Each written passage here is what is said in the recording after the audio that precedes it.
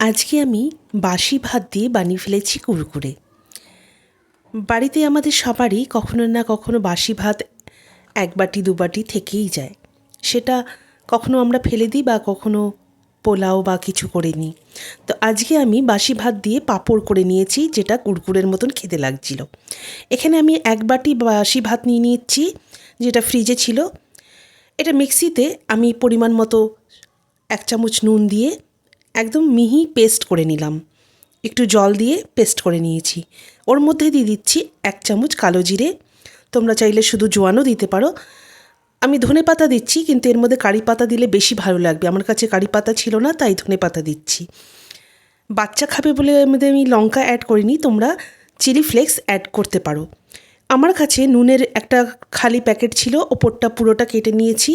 এবার ওই মিশ্রণটা এর মধ্যে ঢেলে নিচ্ছি, যতটা পরিমাণ ধরে। খেয়াল রাখতে হবে আমি ততটাই ভরবো যতটা আমি ওপর দিয়ে কিন্তু গার্ডার দিয়ে বাঁধতে পারি।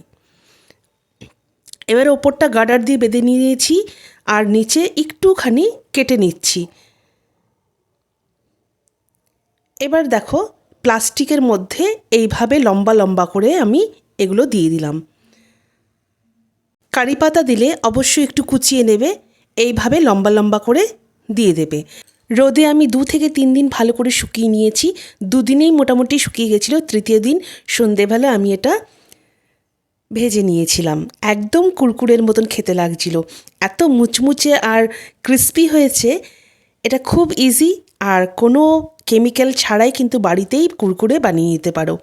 ওপর দিয়ে পেরি পেরি মশলা বা চাট মশলা ছিটিয়ে সার্ভ করে দাও, বাচ্চা বড় সকলের প্রিয় হবে।